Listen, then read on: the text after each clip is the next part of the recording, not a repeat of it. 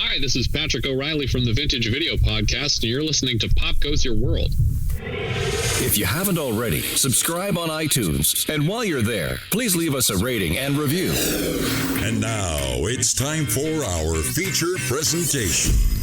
I'm Chris McBrien, and the pop culture from Generation X is everything to me. And I'm Derek Myers, and I'm here to educate Chris on the great pop culture of today's generation. Episode 311, Ferris Bueller's Day Off movie review.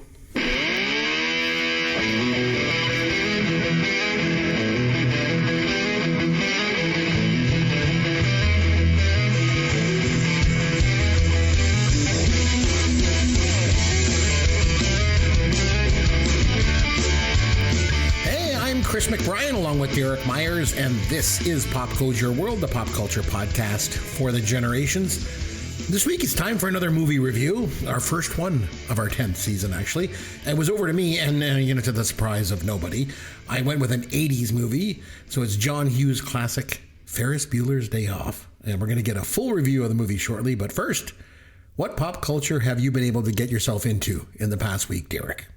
Hey, Chris. Well, I've had a chance to watch a couple of movies and watch a couple of documentaries. Oh, nice. So, very on brand for you. Yeah, I was going to say, year started, we're just falling right back into what we like best. Go. So, all right. So, the movies.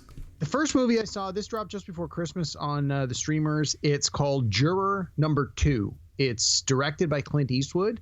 It actually was released in like October, November, and it came and went from theaters so fast they pushed it right through to the streaming services. It's I enjoyed it. It's That's not usually bad. not a good thing. No, it's not, and it got very mixed reviews. And I guess that's the modern equivalent of like straight to video. Yeah, exactly, Gotcha. exactly. Yeah. And the premise is that a guy gets called for jury duty, and then he realizes, sort of, it's minor spoiler, but this is the reason you want to watch it. He realizes once he's on the jury that he is actually involved indirectly, well, sort of directly, indirectly, in the case that's being argued, and but by accident, like he didn't realize he was involved until they start going into the details. He's like, holy crap, I was there. And then it becomes this movie of, is he going to steer the jury in a certain direction to get a certain outcome that he knows is accurate, even if the evidence doesn't point that way because he was a firsthand witness? Or does he steer it in a way that's going to make sure no one knows he was ever there?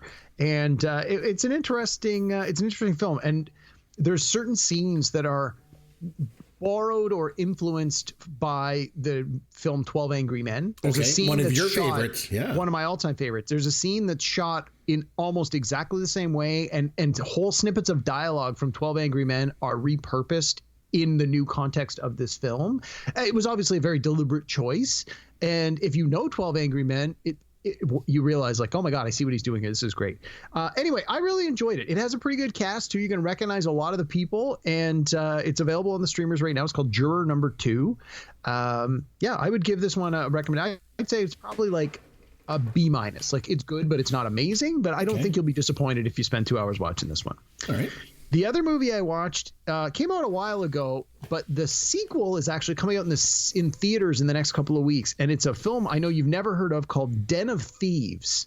And you would be correct. I've never heard of that. And it wasn't like a huge hit, but it sort of gained a cult following over the years. And so they decided to put out a sequel. It's coming out in the theaters in a couple of weeks. Sure. So knowing the sequel was coming out, not that I have any intention of going to the theater, but there's been a lot of reviews of the new one that reference the old one, and I thought, you know what, I don't really remember the first one. I know I saw it and I know I liked it, and again, it's a heist movie, and you know me, I love you movies. like those. Yeah So I watched it again. It's almost 2.5 hours. Didn't realize it was quite that long, but I enjoyed it. Again, it's one of these just like trashy action heist movies where so much of it makes no sense, and there's no way that they'd be able to get away with things they're doing, and some of the cops would not be that dumb, and some of the criminals would not be that intelligent.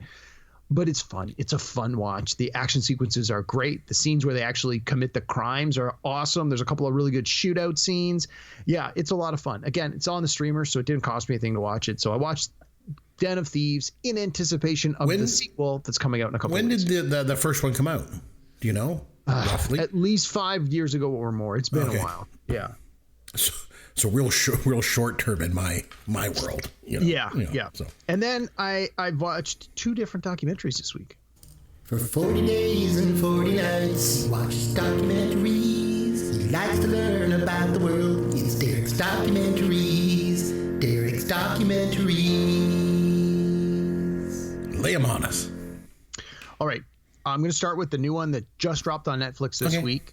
It's called Jerry Springer, Rights, Camera, Action. Oh, my God. My wife made me watch that just the other night. So it's 2 45-minute episodes. Yep. It really should have just been one 90-minute documentary. But people have short attention spans, so they broke it into 2. Makes sense. Honestly, although I lived through this, I never watched the Jerry Springer Show. It was never something I was interested in. It's just, I knew it wasn't the kind of thing that I would have any desire to watch when it was actually on. So I never did. So I had no real background. So I watched this documentary, and the overwhelming majority of what's in this was completely new to me, which is great. I enjoyed the documentary. I learned a lot. That's obviously a big part of why I enjoy documentaries. As I've been talking about it with a few people that are more familiar with the Jerry Springer Show in general, they're like, oh, yeah, I remember when that happened. Or, oh, I read all about that when that thing happened. Or I know about it. So for people who maybe are a little more in the know, this documentary may not really, pull back the curtain more than on things you don't like. You may already know these details, but for me, it was complete. It's like when I watch a basketball documentary, I'm like, I don't know jack about basketball. It's all brand new to me. This is basically the same thing. It's a show I knew nothing about, a guy I knew nothing about, events on the show that I knew nothing about. So I enjoyed it. I thought it was a lot of fun. You said you had a chance to watch it. What did. My wife was like, I want to watch this. I'm like, fine, I'll sit through this. I was actually a little bit surprised because the way that it's kind of marketed, I thought it was more about Jerry Springer. I thought it was a documentary on him. But I see. It doesn't really. It focuses more on the show and the production of the show. Yes. And how they fired the guests up and then threw them out on stage and stuff. And then one thing that I didn't realize at the time was the show became so popular it passed Oprah and was the number one show on television. I'm like, wow, that's crazy. That is crazy but, stuff. It was a little bit of a trip down memory lane back to the late 90s there when that thing was popular, but just garbage TV, but Yeah. Anyway, I enjoyed the document again. Yeah, me too. I actually enjoyed it. I watched it. I liked it. I would certainly recommend it again because it's broken down into 2 45, 50-minute episodes. You can easily digest it over a couple of sittings. With it's not like you're committing to a 2-hour time slot. Then the other documentary, I actually watched this one last week, but we sort of ran out of time, so I didn't have a chance to talk about it. It's called I Am Tim, and it's the documentary about the performer whose name was Avicii. That was his stage name. He was a DJ, and unfortunately he committed suicide, I think 4 or 5 years ago. And so this is a look back. It's a literal biography on him from when he's a little kid all the way up. It ends with like his friends talking about he was depressed, he was ill, we didn't see this coming, and the next thing you know, he was dead. Now I know about Avicii's music, like I know his music, but I actually didn't realize how much of his music I actually really, really know and really enjoy. I didn't realize that's, a lot of songs you're like, oh, I like this song. You don't know who sings it. It was like when I was watching a documentary and they were showing like how he came up with and how he made and produced some of his biggest hits. I was like, oh my God, that's this guy? Well, no wonder he was so famous. And yeah, he was the biggest thing going in the dance music circles for like a decade. The documentary's fantastic. The music's great. I really liked how there was a lot of behind the scenes footage where they were conceiving songs and conceiving certain riffs. And because he's a DJ, a lot of the stuff is done on the computer, but they were saying like he is a musician more than people gave him credit for, because he would still come up with the melodies and then use the computer to be like, no, that doesn't sound right. Like he had a really good ear for it. So it was, if you're a music fan, especially if you're an Avicii fan, definitely watch this. But no, again, just like the Springer one, I didn't really know a lot about him. And I watched it and I really enjoyed it. And then Netflix did a really smart thing. They released this documentary, which is a biography on this performer. And then they also released a 30 to 40 minute thing that was basically highlights from his last concert, which was recorded. And so I would have never watched the concert on its own I wasn't that big a fan. But now that I watched the documentary, of course, the very next thing I watched was the concert, and it like they go hand in hand. So it was really good. I really enjoyed it. I know that like that electronic dance music is not everybody's jam, but it's pretty catchy. Trust me, you're gonna listen to this thing or you're gonna watch this thing and go, oh my God, I know these songs. Like they broke barriers in the music world. Like a lot of this stuff made it into very much into the mainstream, into pop culture, into the pop music. So no, it's quite good. So two really strong documentaries: Avicii, I Am Tim, and the Jerry Springer Wrights Camera Action. Both strong picks for me this week. Very cool. Recently, my kids, I have 2 young kids, they went to visit their grandma, my mom, for a few days. So my wife and I actually had some quiet, alone time together. It was so nice. Derek, guess what we did together? You slept in separate beds. Yeah, nothing dirty. You know me. What would I make my wife do? You made your wife watch Happy Days, The Love Boat, and Tattletales. Close. I made her watch old movies. So we watched Animal House, and she actually enjoyed it. She was like, had she seen it before? I think she might have seen parts of it here and there. Okay. And so she enjoyed that. And then we watched Arthur, the one from 1981. Ugh. I know you don't like the one. She really enjoyed it, actually. Wow. It's very good. And then the one that she didn't like was Teen Wolf, the one from like 1985 with Michael J. Fox. She didn't like that. She's like, this movie's dumb. But I was liking it because my all-time crush, Susan Ursity, is in that movie. Boof. And so I said that to her. I said, that girl right there is like, I had the biggest crush on her the whole time I was a teenager. She's like, why? I'm like, look at her. She's amazing. So anyway, so we watched Animal House, Arthur, and Teen Wolf. That's what we do when we're alone together. So my kids came back, though, and I was immediately able to start telling them dad jokes. So let's just go into this. Here's your dad joke of the week. Derek, what do you call a medieval spy? I don't know, Chris. What do you call him? Surveillance. Wow. If you were surveilling me, you'd see my eyes rolling in the back of my head. That was so bad. Yeah, I can feel it. I'm your head counselor. I did not enjoy this anymore the second time. What's going on? What's wrong? Never seen it. Never interested in seeing it. No desire to see it. Was not interested at all. Oh, I paid $200 for these shoes, but I mean on the best. It's certainly tame by today's standards. There's a very fat pair of pants hanging from the flagpole this morning. It is not something I think I ever need to see again. Oh! Matt Damon. Matt Damon. All right, Derek, it was over to me to nominate a movie for us to watch and review. And like I said at the top show, it's me. So I went back to the 80s and I had us watch Ferris Bueller's Day Off, a film that is quite iconic from the 80s. I think a lot of people hold very fond memories of the movie. So I thought it would be important to go back and watch it again. Derek, you've obviously seen this movie before. We've all seen this movie before. But how long had it been since you last saw it? And what was your first impression on the rewatch this time around?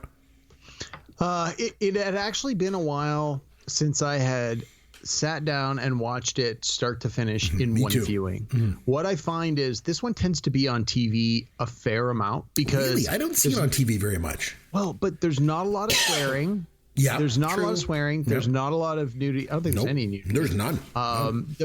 There are not a lot of what we would call by today's standards mature themes. So even though I think when it came out it was probably a PG-13, more than likely because of language, I think by today's standards this would probably be considered more of a PG straight up. So I think that's why it does get shown on TV a fair amount, and they don't have to really make any edits or cuts, which they just throw in some commercials.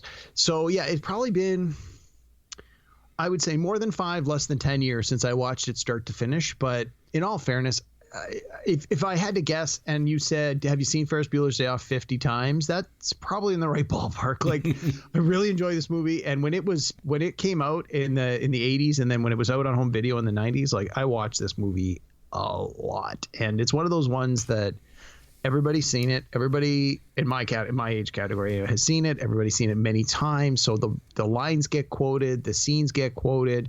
You don't even have to provide the background or the context. You just say something and people automatically understand, oh, that's from Ferris Bueller's Day Off. And there are definitely certain things from this movie that to this day, my friends and I will still quote, or references we'll make. And I think a lot of people fall back on this movie for things like that. So as far as the rewatch, again, I felt that it held up very well, and we can go into the details.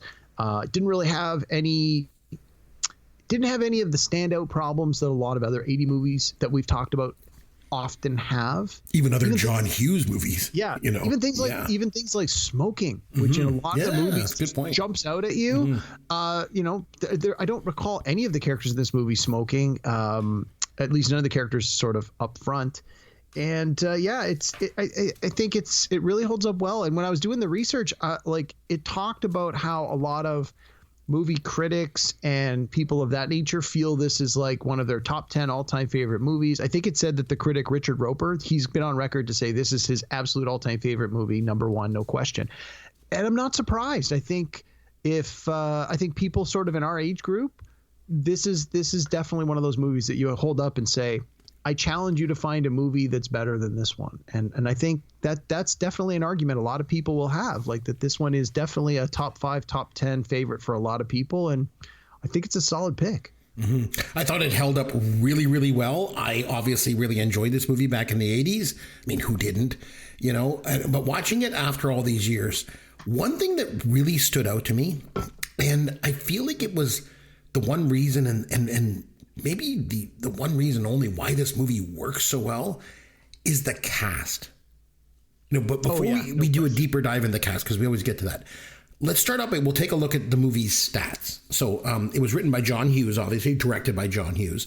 It was released on June the 11th, 1986, on a budget of $5 million. It took in $70 million at the domestic U.S. box office. Derek, any guesses as to the number one movie at the box office in 1986? 86. Mm-hmm. Okay, so Beverly Hills Cop would have been a few years before this. Correct. There were no Star Wars movies were all out by then. E.T. would have already been out. Raiders was already out. Mm-hmm. What about, when was Temple of Doom? Was it Indiana Jones' The Temple of Doom? No, that was a couple of years before. The number one movie in 1986 was Top Gun. Oh, yeah, that makes sense. $176 million it took in, followed up by Crocodile Dundee at number 2. The Karate Kid Part 2 was number 3, believe it or not, followed up by one of your favorite comedies at number 4, Back to School. Nice. And maybe surprisingly, it didn't take in more, was Aliens at number 5. Yep. Number 6 was The Color Purple. Star Trek 4, The Voyage Home. Ruthless People was 8. Out of Africa was 9. And rounding out the top 10, Ferris Bueller's Day Off. So nice. It made it into the top 10. Yeah, so it did pretty well. Like I mentioned, the cast is very, very, very strong in this movie. But before we get into the cast, I thought it'd be kind of fun to take a little look at the cast that could have been for this film. So the first choice of John Hughes for Ferris Bueller, before they cast Matthew Broderick, you probably know. You're stepping on my trivia a little bit. Yeah. It was Michael J. Fox. Yeah, Michael J. Fox. So he had to turn it down because he had scheduling commitments with Family Ties. And also, he had just done Back to the Future, so he was just like, I'm done. I got to take a break. But other actors that were considered for the role of Ferris Bueller, Jim Carrey, Tom Cruise, believe it or not, Johnny Depp, John Cusack, Robert Downey Jr., and Eric Stoltz, all were considered to be Ferris Bueller. I could see John Cusack or even a young Robert Downey probably could have pulled it off. The thing is with this role is this guy could be so obnoxious. You could just hate him. He's rich. Yes. He's entitled. He's arrogant. He's a jerk. But Broderick Band just pulls it off and makes him likable. And that's big. I think the only other one I think that could pull it off is Michael J. Fox. Michael J. Fox could have pulled off this role. But the other ones, I don't know if they could have. For the role of Cameron, they actually approached Anthony Michael Hall and Emilio Estevez for this role. Yeah, I read that. Anthony Michael Hall he turned it down because he didn't want to be sort of typecast as the geeky best friend at that point. And one person who auditioned for Cameron Fry was John Candy. Yeah, I read that too, and I thought, wouldn't he have been way too old for That was part? the thing. He was just considered too old, which is funny because Alan Ruck, who got the part, was 30 years old when the movie premiered. So like he was told that he looked young in it. He definitely didn't look 30, but he looked older than the 17 or 18 they were supposed to be. The one Not by a lot, though. Yeah, the actress who wanted the role of Sloane was Molly Ringwald. Actually wanted too. She wanted it. John Hughes was like, nope. He didn't think the role was big enough for her. That was his muse, back then. But and then for the role of Ferris's sister Jeannie, Kim Basinger was John Hughes' one of the first ones he considered, but she was shooting 9.5 weeks, so she didn't get it. I don't know if I would have bought her as the angry sister. Yeah, Deborah Winger, but she would have been too old too. She'd have been about 30 at the time, but she was considered for the role. But the first choice for the role was actually Linda Blair, of all people. Really? Yeah. Wow. That's who they wanted for it. Obviously, Jennifer Grey got the part, and she was great in it. Like I say, Ferris Bueller, he could have just come off as just the most dislikable guy ever. So casting was everything. So Matthew Broderick, he's perfect. Perfect in this role. No kidding. Role. Yeah. But the funny thing is, if you look back in his career, this is one of his very few sort of interesting roles. Like he usually plays pretty bland, boring characters. Yeah. If even War Games, which is a movie that we both like, we reviewed it here on the podcast years ago. But even in that, he was kind of bland. I don't even remember his character's name in that movie. No, couldn't tell you. In Godzilla, he was bland. I think that when I think of Matthew Broderick, most of his roles are kind of milquetoast, other than Ferris, because he's always like sort of unassertive and timid, and Ferris, he's like totally the opposite, but he was perfect in this role. Don't you think? Oh yeah. No, I couldn't. I don't think he ever outlived this role. Like this is the first line of his obituary. Yes. Today we lost Matthew Broderick, bracket Ferris of Ferris Bueller's Day Off. Like there's no question. And he found like success on Broadway in like 2001 when he was working with on The Producers with Mel Brooks and Nathan Lane. Like that was huge for him, right? But other than that, if you really look back on his body of work, like I'm not a huge fan of it. I'll be honest. Like I enjoyed Biloxi Blues, but I didn't think it was anything really special. Godzilla sucked. The Cable Guy was crappy. I have no idea what the hell he was thinking doing Inspector Gadget. Money, I guess. Needed a paycheck. Probably had to pay for his cottage. But this is definitely his career role. But no question. Alan Ruck, he, like I said, he was 30 when the movie came out. Maybe a bit too old for it, but man, he was perfect too. I think he was maybe even better than Broderick in this movie. And when you go back and watch this now, especially 40 years later, I think he might be the best part of this movie. Man, he was good. The scene when he's in the car, when he's basically arguing with himself over whether or not to join, like, oh my God, it's so good. Oh man. You keep calling me. You keep calling me.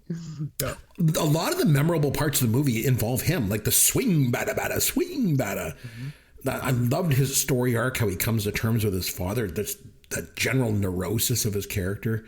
Yeah. And the thing was, after this too, like he really struggled to get good parts. He was in Twister and he was in Speed. A small part. Yeah, small part in Speed. Yeah, he's one of the guys on the bus in Speed. He was in Spin City, wasn't he?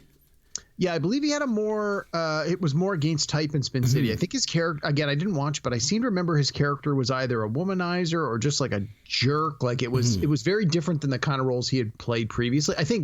I imagine largely he probably took the role for that exact reason, to demonstrate he had some range. And who are we kidding? A sitcom that ran for 5 or 6 seasons. Like the guy probably made pretty good bank. And then more recently, he was in the TV show Succession. He was one of the kids. He wasn't one of the main stars, but he was in just about every episode. And so again, it was a sort of come full circle kind of thing where he's like back in the back in the conversation. People are talking about how great a show Succession is. It won all these awards.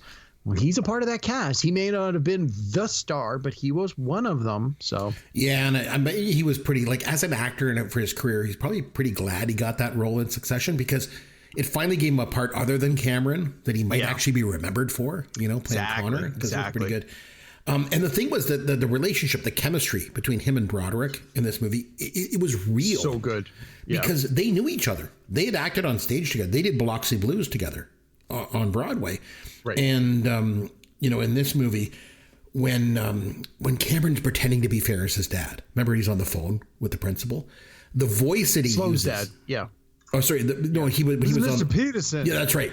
The voice he was using was based on the director of the play Biloxi Blues, Gene Sachs. So he was like impersonating that guy. And then they actually made Biloxi Blues into a movie in 1988. Like I say, I saw it. I thought it was pretty good. But Alan Ruck wasn't in it. When I saw Biloxi Blues, I went and saw it in the theater because it came out not long after Ferris Bueller's Day Off. I had no idea what it was about, and man, oh man, was I disappointed. It was not what I was expecting. No. It was okay. I remember seeing it on the movie network, but Alan Ruck wasn't in it. He didn't reprise his character. His character was played by Casey Zamasco in the movie. I think Ruck at that point just probably looked too old for the role. Like Broderick still had a baby face, so he got away with playing that younger character in Biloxi Blues, but the producers didn't think Ruck could pull it off. Like, there's a big difference too between being on stage and then being on screen when it comes to stuff like this. It's easier to look younger on stage than it is with a camera a few inches from your face, or up on the big screen, right? So yeah, for sure. Mia Sara, I've talked about her before. Maybe one of the single best looking human beings that's ever lived. Like, she's such a beautiful human being. But the thing was, she never really did much after this. No. I mean, she showed up occasionally on some TV shows here and there, but no, I don't remember her having like a breakout career. Before this, she was on TV in All My Children in the soap opera, and she did Legend with Tom Cruise, and then this movie, and then Time Cop. I mean, Jean-Claude Van Damme, that movie was crappy. So she didn't. Funny enough, in 1996, she married Sean Connery's son. Wow. And then they actually had a son together, Dashiell Quinn Connery, quite the name. Okay. And he went into the business too. He's an actor. And then they divorced. And then in 2005, she had a daughter with Jim Henson's son, Brian Henson. And they got married in 2010. They're still married today. Good for her. Yeah, she liked marrying sons of famous people, I guess. Jennifer Grey, I want to mention. Man, I had such a crush on Jennifer Grey back in the day. I always thought she was like unique looking and beautiful. And even though she was really mean in this movie, I still had this massive crush on her when I was like 16 years old when this came out. And then she went and she had a nose job. That feature of her face is what made her so unique and beautiful, I always thought. And now you can't even really recognize her. It totally changed her appearance. And like I saw her in something, I was like, who the heck's that? And then my wife was like, that's Jennifer Grey. I'm like, what? You gotta be kidding me. So because it changed her appearance so much, she's actually struggled to get work. She ended up on Dancing with the Stars. Ooh, that's rough. Yeah, what a way to go. I want to mention Edie McClurg as well. Mm-hmm. She's so good at everything. She improvised quite a bit of her lines here. Like when she says, they think he's a righteous dude. She just improvised that on the spot. She got started with the Groundlings out in LA. Like they're an improv group. Yep. Her first movie was Carrie in 1976. She was in Cheech and Chong's next movie. She was amazing in that. Planes, Trains, and Automobiles she was good at. But she was also the next door neighbor in Small Wonder. I don't know if you remember that show. But for me, she'll always be Herb Tarlick's wife in WKRP in Cincinnati. So I always remember her from that. Also want to mention Charlie Sheen. He's so young in this. Oh my God. So young, but man, does he look rough. But to get ready for him to do that scene, he didn't sleep for 2 days. And it shows. Man, he looked rough. But it was a great scene. Oh man. The other thing too is he looks so much like his dad. Like, holy smokes. It just blew me away how much he looks like his old man. I liked that scene that he was in with her. I like how he turns the tables on her. He makes her kind of realize like she's the problem, Yeah. I don't know. I thought that was a really, really good scene. Okay, so I think we should probably mention John Hughes and how this movie sort of came about. Excuse me. John Hughes was an interesting guy because he actually started out writing and selling jokes to comedians. He wrote for Rodney Dangerfield and Joan Rivers and people like that. And he got a job working in an ad agency. So you're a bit younger than me. You probably don't remember this, but he did this ad campaign that was called the credit card shaving test. Do you know what that is? No. So back in like the early 80s, they had this thing on TV where you would take a credit card and rub it against your whiskers and see if it made a noise. That meant you needed to shave. And that's how you, and then they did this ad campaign that this razor that they sold, this like Gillette razor, was so good, it passes the credit card test, even at 4:00 in the afternoon, sort of thing. That's how he got started, to do an ad copy. And when he was working in the ad business in New York, he went over to the National Lampoon office and he started hanging out there, started writing for the magazine. And then he wrote screenplays for National Lampoon's Class Reunion. I don't know if you remember that one. It wasn't very successful. No. And then he wrote Mr. Mom and National Lampoon's Vacation, which, made him very successful. And he got a 3-picture deal with Universal, where he did 16 Candles, Breakfast Club, and Weird Science. Jeez. And he wrote it's a pretty this, good trifecta right out of the gate. Not bad. He wrote this script for this movie in less than a week. Yeah, I read that. That's just, when you know, right? I don't think any director in Hollywood had his finger on the pulse of what it was like to be a teenager in the 80s like this guy did. Yeah. No, I agree. Man, he was something else. Especially when you think back to that, like all the movies at that time about teenagers were basically exploitative. Things like Porky's and Private Lessons and Fast Times. It was all like teenagers, sex and nudity and all this. And then along comes John Hughes and he actually like, hey, I'm going to like dig into the psyche of teenagers and give these characters some depth. He was quite the guy. He was good. I always get John Hughes and Cameron Crowe mixed up.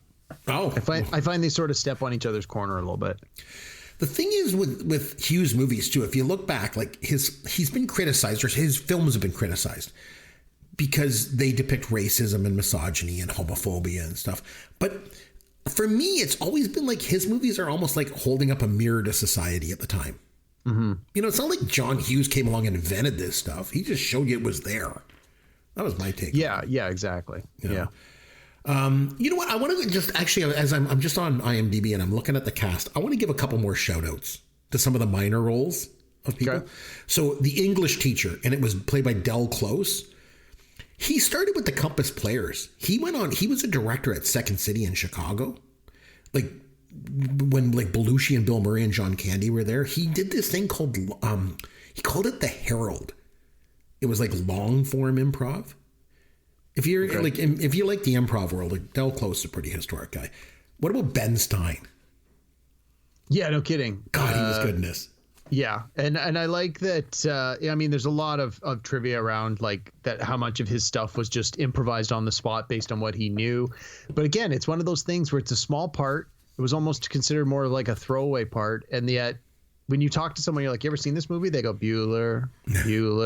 Like that's what they say. That's anyone, Bueller. Yeah, raised or lowered, raised. Yeah, something DOO economics. Like I still don't understand what he was talking about, but I could probably recite it. That whole lesson on economics, like you said, Hughes basically said, talk about something you know. He was like, all right. Yeah. So he did. He was a speechwriter for Nixon.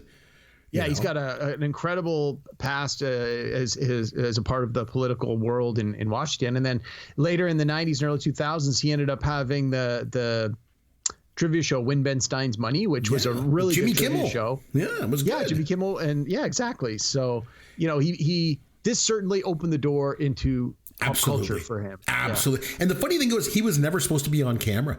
He was only supposed to do his lines off camera, but the crew liked him so much, they were like, we got to put this guy in front of the camera. So they did. Mm-hmm. I want to mention one other guy, Larry Flash Jenkins. So remember the two guys that take the Ferrari for the joyride around Chicago? The one guy, he was Gummy in Fletch. Yeah, I'm just looking at that now. I honestly, I couldn't tell you anything else he was in. I didn't recognize him at all. Not really much other than that. But the other guy that was with him at the garage, Richard Edson, he was in Platoon and he was in Do the Right Thing. Yeah, he was pretty good. Up on him. Yeah, and I should also probably mention the parents, Lyman Ward and Cindy Pickett. They actually met on the set of this movie, and they got married in real life. That's crazy. I know. I mean, it happens all the time, right? I guess. Like performers meet on the set, and and I read they got divorced like in the mid '90s, so they didn't stay together forever. But they had a daughter together. Lyman Ward's Canadian, by the way. I don't know if you know that. He was originally cast as the dad in Beverly Hills 90210. Really? Yeah, wow. And then they cut him out and they recast him with James Eckhouse. But Okay, so the movie itself. So we mentioned it basically works because of Matthew Broderick. Otherwise, it's just a spoiled rich kid who you don't like, right? Yeah. But man, he makes him likable. Oh man, it just works. And the thing was too for me about this film, as I went back and watched it again, if you think about it, his day off, isn't even so much for himself. He's doing it almost like it's a therapy session for Cameron. Yeah, that really jumped out at me this time when I watched it, because I've been, obviously, over the years, a lot of people have talked about this movie and they've broken it down. There's been documentaries and stuff, and that was one of the things that I read more and more is it's more a day off for Cameron, and you really have to explore and question how good of a friend is Ferris to Cameron. Like, a lot of people go the other way. They say, like, no, he treats him like garbage. He takes advantage of him. He uses them. But they talk about, even in the dialogue, they talk about how they've known each other since at least the 5th grade, if not more than that. So it's like, these guys have clearly been friends their whole life. And yeah, sure, as they hit high school, Ferris Bueller, came into his own and became the most popular kid. And Cameron clearly did not. But they still are obviously friends and remain friends, even though they probably don't have a lot of the same friends in common. And so I really found that this time through, you could really, again, maybe I'm just reading into it, right? Sometimes you're like, I think that this means blah, blah, blah. And it's like, no, come on, just take it for face value. But the threads are there that a lot of the choices that Ferris Bueller, the character Ferris Bueller, makes, while on their face are for his personal benefit, there's clearly a subtext where this is also something that he's doing for the benefit of his friend. And it comes out in the dialogue a few times where he's asking Cameron, like, what did we do today? Oh, well, we didn't do anything good. And he's like, what do you mean we didn't do anything good? And then he continues to like try and do things that he thinks he'll enjoy. And like, I get the impression that, it wasn't necessarily that Ferris sat them down in the morning and said, we're going to go here, we're going to do this, and we're going to do this, and we're going to do this. I think a lot of it was impulsive, but I think a lot of it was probably intended to be, this is something that Cameron would enjoy. Mm-hmm. And I think it doesn't explicitly say that in the text, but I think you can pick that up. It's there. Yeah, and I think the first time that I watched it back in the 80s, I was like you. I thought, like, this is all about Ferris, and he's very selfish, and he's kind of mean to Cameron. And this time when I watch it, I'm like, he actually like really likes Cameron, and he actually helps Cameron get like some self-respect. He's really the catalyst for it. I don't know. So for that reason, I looked at it differently. I thought this movie showed off Chicago really well too. Mm-hmm. Wrigley Field and the Art Institute and Sears Tower. Chicago is an amazing city. It is one of my favorite cities in the United States. You ever been there, Derek? Yeah, a couple of times. I got some family there, so occasionally we get out there. I've been out there recently, but I've probably been to Chicago 12 times. I've been there quite a bit. I used to travel there a lot on business. And then when I went out there the one time, one of my friends used to work at the Art Institute. So I would go and visit her, and then she'd take me through the whole thing and show it to me. It was amazing. I love that city. It's really, really nice. Great. I also like in this movie how the teens are like the smart ones, and the adults are basically all like bumbling and dumb. Yeah. Like Ferris is smarter than his parents. He outwits the principal. Even Ginny beats up the principal, literally. She kicks him in the face. That scene is so funny. It caught me off guard again. I forgot about it when she kicks him. Oh my God. But to be fair, if anyone ever deserved a kick in the face, it's Jeffrey Jones. I mean, that guy sucks. I'm not going to get into it or give it any air, but I mean, you can look it up on Google. Let's just say Jeffrey Jones is a we'll just leave it at that. I think that's fair. Yeah. And I also felt, as I'm watching it this time, the theme of rebellion seems to be really there, because they rebel against all authority in this movie. Yes, they rebel against the school. Like, everyone's expected to go to school. Not me, not today. He rebels against that, rebels against the principal, his parents, the maitre d' in the restaurant, just society in general, when he's like, I'm the sausage king of Chicago and all that stuff. And they rebel against Cameron's dad, and the garage attendants rebel because they steal the car and drive it all around. And even Charlie Sheen's character, so there's a lot of rebellion in this film. And no wonder it was such a big hit, and no wonder teens like it, I think, so much, right? Do you think teens today would like it as much? I think they would, but I don't think they would necessarily get out of it what we get out of it, largely because of the time frame in which the movie takes place. I think sure I think a lot of younger people today, if they watched it, they would be obsessed over the fact of, well, where's their phones, and like the absence of a mobile phone and the things that you do with a mobile phone, the taking pictures, the letting people know what's going on, the fact that in a world with mobile phones, Ferris Bueller gets caught skipping school in an hour because people are going to post his picture on Instagram, or they're going to YouTube, send it to people. Yeah, you're going to see him like catch the ball at the baseball game. You're going to see him in the parade. Like, he busted. There's no question. Or his parents are going to call him and they're going to be like, where are you? Why is there noise in the background? Put it on video. Let's see where you are. Like, there's just so many things why this wouldn't work without some like you couldn't just take this script and shoot it today, given the way that, you know, mobile phones are now a part of everyday life. I think that younger people, if they have the patience to sit through the entire thing, will hopefully get the message that the movie has about, you know, like you said, the idea of rebellion, the idea of pushing back, the idea of testing boundaries. My fear would be that there's too many, we'll call them, quote, slow parts, because this is not like a quick-paced action movie where there's a big giant something blowing up in your face every 10 minutes. So I think for those reasons, younger people today might have a harder time getting into it, but I think once they do, they would probably enjoy it. I'm probably expecting too much, aren't I? But I would really hope that if kids today watch this movie, that the lesson that they would take away from it is how important it is to live in the moment. Like, that's a lesson more important today than it was back then. I think I would hope they would get that, because that's what this movie's all about. Right? Yeah, I think that would be lost. I don't think that your average viewer would pick that up on the first time through, if they even watched it all the way through. And that's unfortunate. You know, it's too bad. Yeah. So, go ahead. I was going to say, I want to just circle back to something a minute ago. You were talking about, we were talking about the relationship between Ferris and Cameron. Sure. One of the things that stood out to me was when the scene with the Ferrari, when the Ferrari goes off the cliff. Ferris immediately says to Cameron, "I'll take the blame. Your dad already hates me. I'll stay here." I genuinely believed that he would have done that. And, you know, he wasn't just saying it. And the fact that Cameron was like, nope, he goes, "I'm going to sit down and Dad and I are going to have a chat about it. We're going to figure it all out." But, you know, again, if Ferris was just using him, as a lot of people think and a lot of people claim, I don't think he would have even made that offer. I think it would have been more like, "Well, Cameron, that's rough, buddy. Yep, we'll see you're you in later. big trouble. We're out of here. We better get out of here before your dad gets home." Like, I think the fact that he was like, no, I'll take the blame. I'll stick around. Even though it clearly would have meant that he would have been caught skipping school and all the repercussions that came with that. I think that it was an important part of his character development that we saw on screen, that he said, "I'll take the blame." And then Cameron's like, "No, we're good." And it's interesting that you mentioned character development, because it's obviously Ferris Bueller's Day Off, title of the movie, but who is this movie about? Because I never questioned that the first time I watched it in the 80s. Like I said, it was Ferris, but Cameron's the only one with any sort of character arc in this. You know, Ferris is pretty much the same at the beginning and the end of the film. Yes, he offers to take the fall for Cameron, but they've been friends forever. But like, he goes through the movie, he's popular, he's got this gorgeous girlfriend, he gets away with everything and anything. He's almost like the perfect foil for Cameron.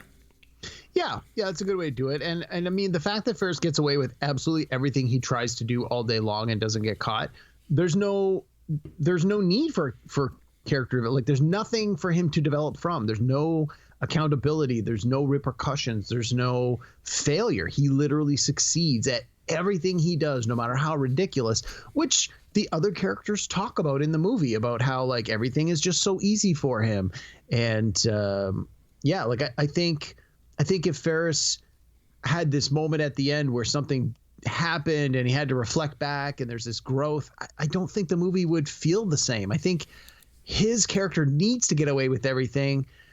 Everybody else sort of has a revelation, you know. Cameron has a revelation. Jeannie has a revelation. It's like stuff happens where these characters have an aha moment, and I don't think they would if you didn't have Ferris there as sort of the antithesis of here's someone who, no matter what happens, he's the same guy tonight that he was this morning, whereas the other characters have undergone some change, have grown. He's also the catalyst for their change too.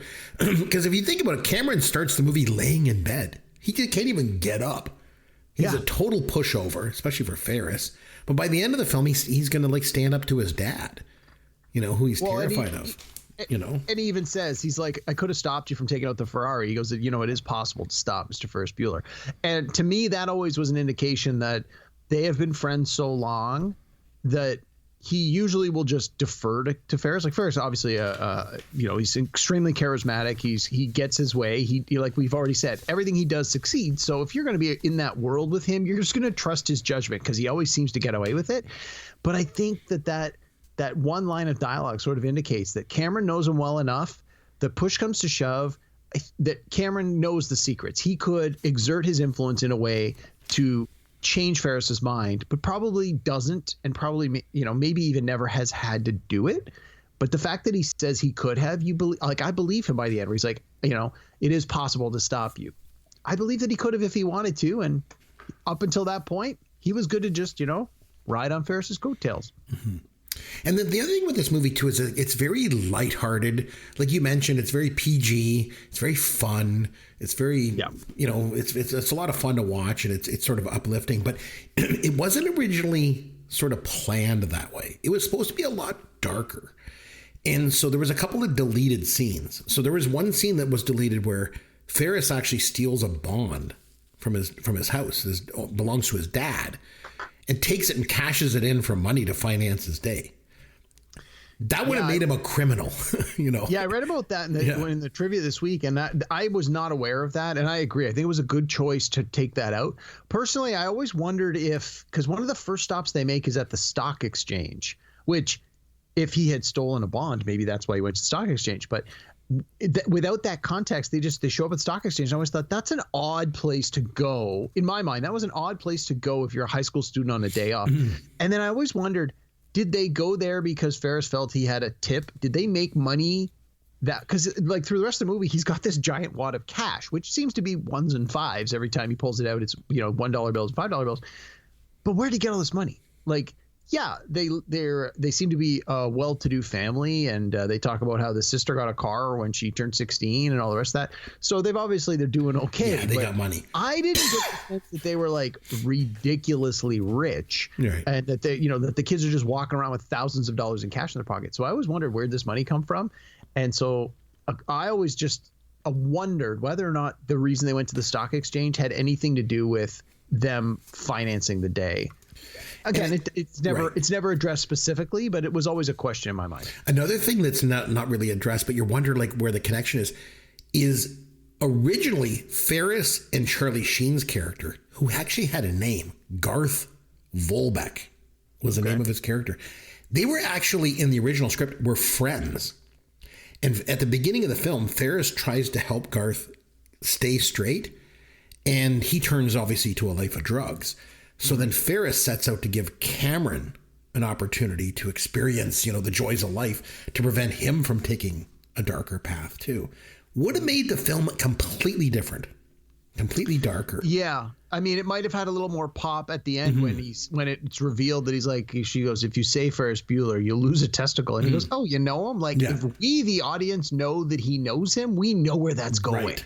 Right. But I think it still works in the context of the way it was. Yeah. There was also an alternate ending that was planned where Cameron actually confronts his dad and his dad kills him. Jeez. And then Ferris and Sloane get married. And that was all taken out, which it should have been. I think all those scenes should have been deleted. Like it makes the film, it makes it feel more innocent, which is what I think it needs, Yeah, I agree.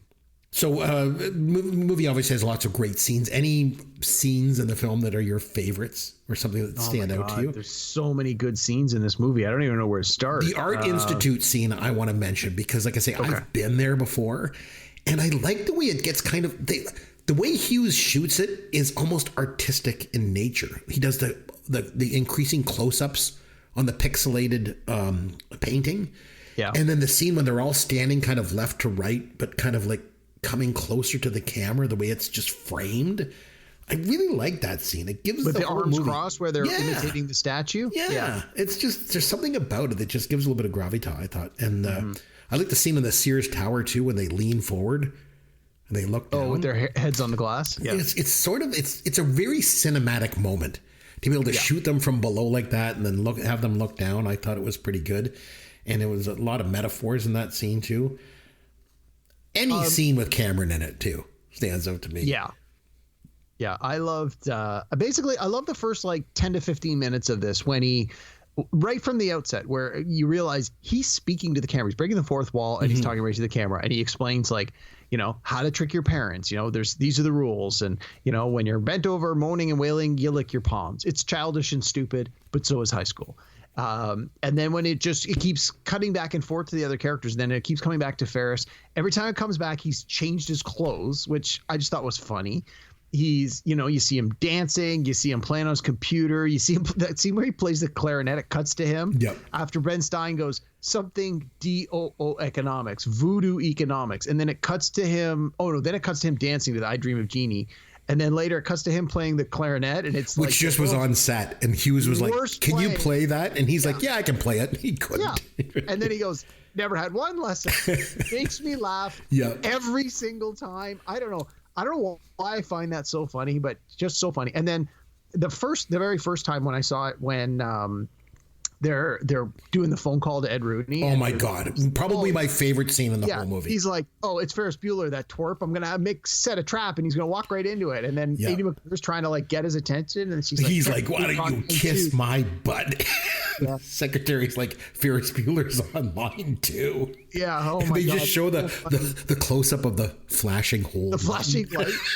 It's so good. And then he gets back on with the dad, and the dad starts reaming him out. And then when it cuts to Cameron doing the voice, lost it. Like the first time I saw that, I was like, "Oh my God!" Because to me too, that's where Cameron starts to show some confidence. And I think it also shows that he has clearly spent enough time around Ferris that he knows some of the tricks. Right. And like these two guys have a shorthand.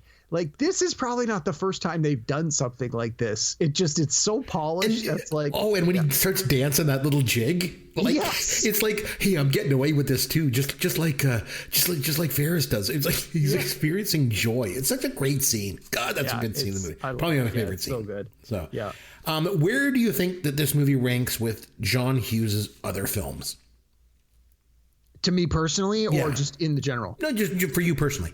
This is my number one, no question. Oh wow! I think The Breakfast Club is still my favorite of his films. So, it's so good. Let me clarify that. So this is the first, and I think probably the only John Hughes movie I actually saw in the theater. Okay. So when this came out, I was in, I want to say like grade 7 or grade 8. What year did this come out? This came out in 86. 86. Yeah, I was. So 16. I would have been.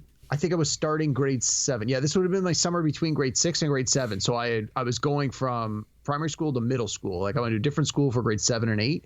So it was sort of at that point where, hey, I was starting to get a little older. Like I think I would have been 13 or 14 around this time. So I remember wanting to see this movie, and I said that to, I think it was to my dad. I'm like, "I want to see this movie." He goes, "What, is this guy your hero because he skipped school?" And I was like, "I don't know. I haven't seen the movie yet." But I remember going to see this multiple times in the theater with my friends and just loving it. And to this day, it definitely, I don't know if it makes my top 20 all-time favorite, but I could be convinced to put it in the between the 10 and 20, somewhere in that band. I could easily be convinced to slot it in there if it's not already. I should also touch base on the music in it. Oh, so good. It's so good, but it's so eclectic and weird. Like it's got "Oh Yeah" by Yellow, not the kind of song you would think would be a hit.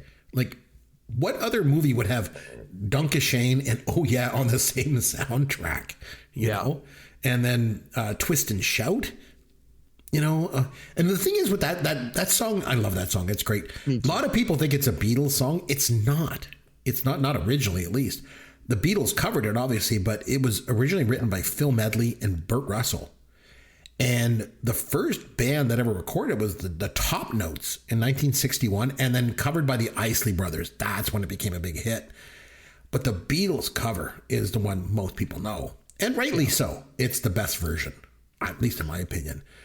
And well, this movie, this was the first time I had ever heard the song. Oh, Again, wow. I mentioned before, in my household growing up, my parents listened to country music. So, like, they weren't into rock and roll. I didn't know anything about, like, classic rock or the Beatles. And I knew those bands existed, but I was not familiar with their music. So this was the first time I ever heard Twist and Shout and immediately loved it. And then when I later in this year, I saw the Rodney Dangerfield movie Back to School, which we mentioned earlier, Yes. which came out the same year. And in that movie, he's doing a karaoke version of Twist and Shout in the movie. I'm like, holy crap, I've never even heard the song. And then bam, it's Here we in go. 2 movies in the same summer. Not that I saw Back to School in the theater. It was restricted. I had to wait for home video. But yeah, no, that song always sort of, whenever I hear Twist and Shout to this day, I immediately think of Ferris Bueller's Day a Off. little trivia on that: when the Beatles first recorded, they recorded it in the studio in one take, and then they were like, okay, let's try to do another take.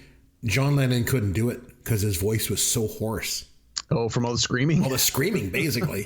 and actually, if you listen to the song, at the very end of the song, you can actually hear him coughing at the very end. Oh, I didn't know that. Yeah, but his vocals in it, oh man, they're just incredible. Yeah, they're so good. amazing. Like any other singer would just come off as screaming, but he just nailed it.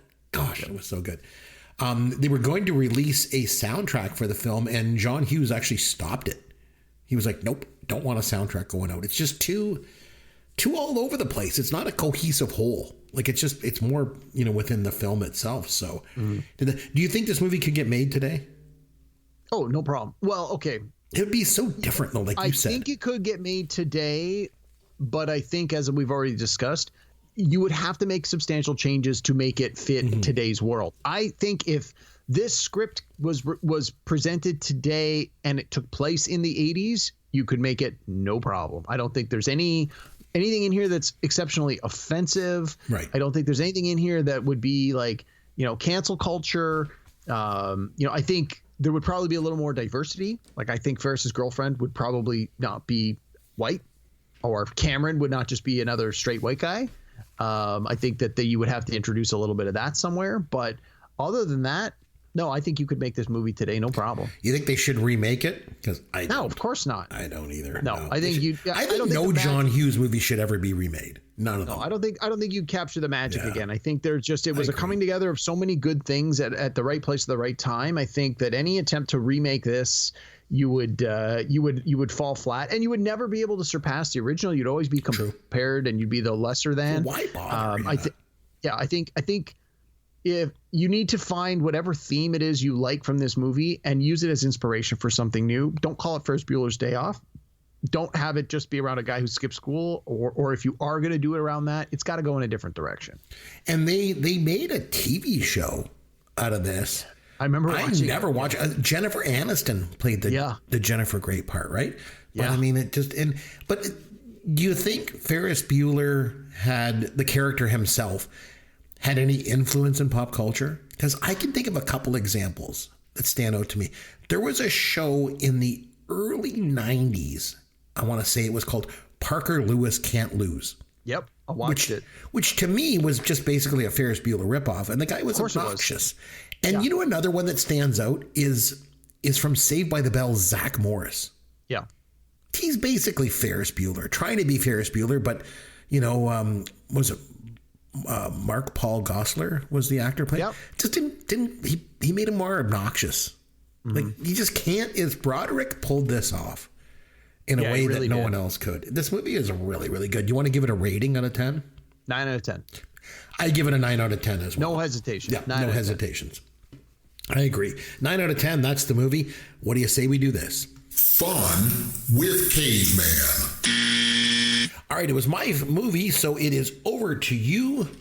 What have you got for us? All right. So since we've both seen this movie a lot, it's a very popular movie, very famous movie. I wanted to just dig into some of the little details and give you actual trivia questions about this movie. Okay, now you did step on a few things. Sorry, this is like the old Yancey days. Yeah, I knew this would probably be the case. So the 10 questions have been whittled down. I think we're probably only going to get about 7 or 8. But that's fine. That's fine. All right. So, and I was sort of writing these as I was watching them. So you'll find a lot of these questions sort of go in the order that they come up in the movie. Not all of them, but a lot of them come up in the same order that they come in the movie. The first question I've got for you is in the scene where Ben Stein's taking attendance. Yes. And he asks, Bueller, and then the girl pipes up and explains why Ferris is not in class. How many people were involved in the chain that she describes before saying who saw Ferris pass out at 31 Flavors last night? How many da-da-da-da-da-da-das before she gets there? I will say 8. It was exactly 8. It was a total guess, obviously. I have it here. You can count as we go. My best friend's sister's boyfriend's brother's girlfriend heard from this guy who knows this kid who's going with the girl who saw Ferris pass out at 31 Flavors last night. So I guess if you count Ferris himself, that would have been 9. But yeah, it's 9 of them. Or it's 8 of them, pardon me. So yeah, you got that right. Awesome. Good job. All right.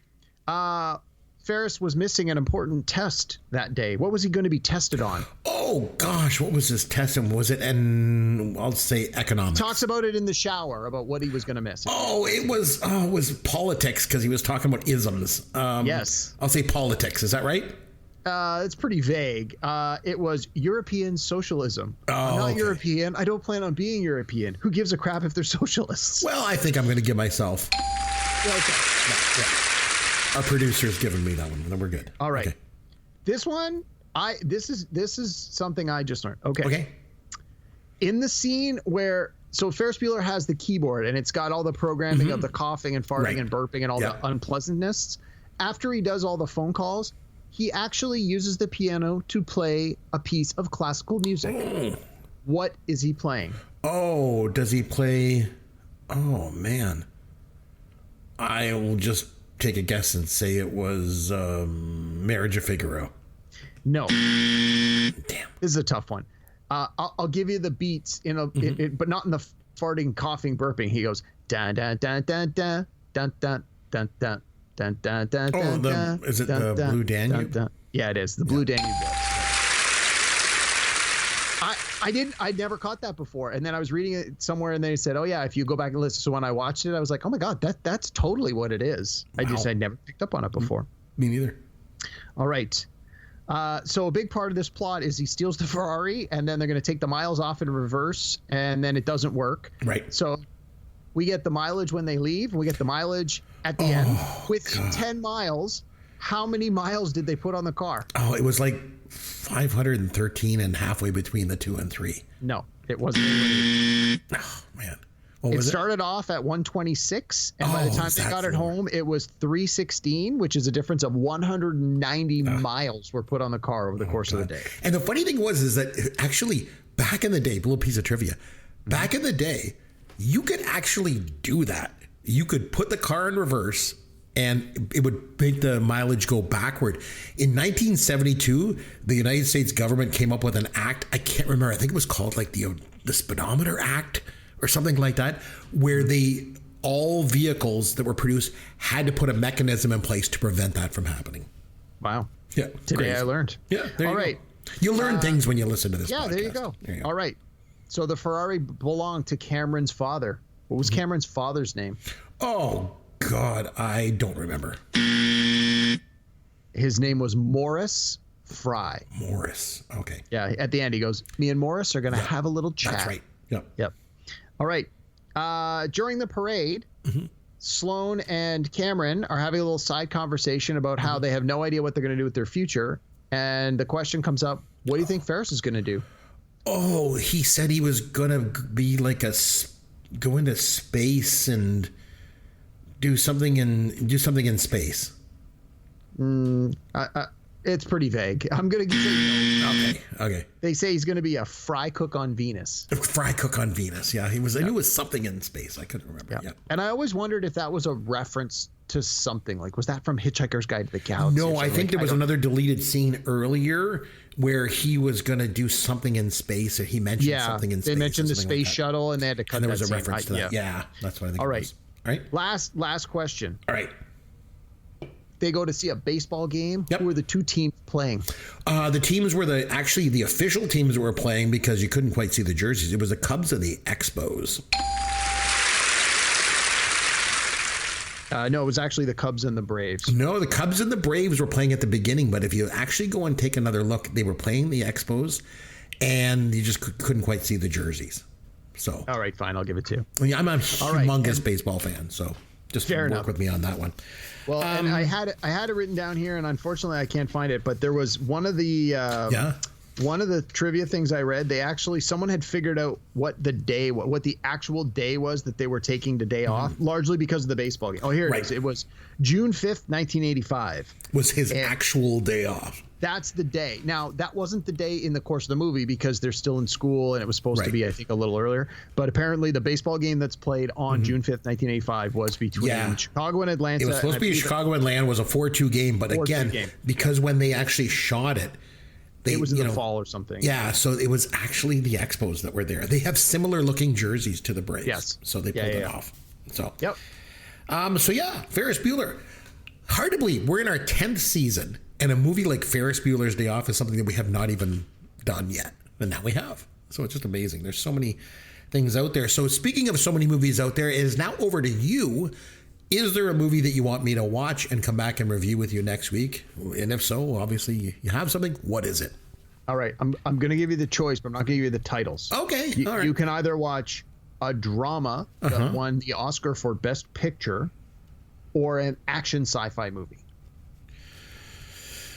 Let's go with the action sci-fi movie. Okay. I want you to watch the Bruce Willis film, The Fifth Element.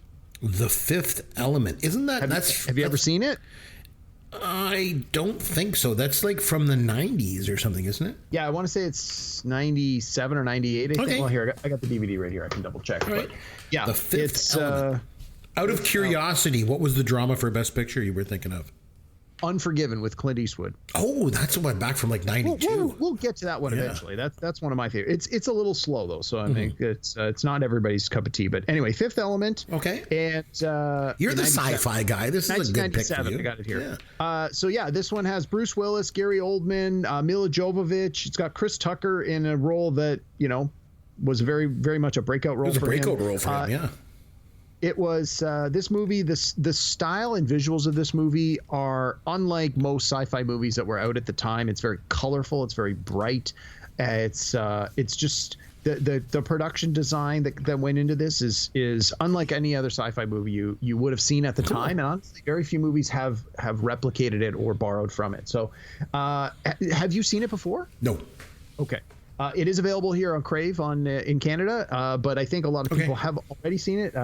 Give it a watch, and But again, I'll tell you, it's a mind-numbing. Turn your brain off. Just enjoy it. Like, don't try and analyze it. There's no deeper meaning. There's no redemption arc from the best friend or anything like that, like we had today.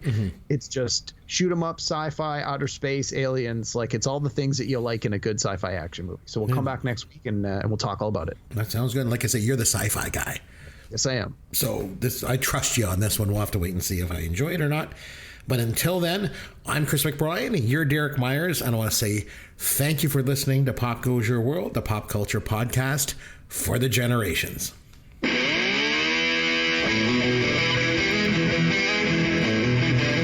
Thanks for listening to Pop Goes Your World. You can contact Chris and Derek at popgoesyourworld.com.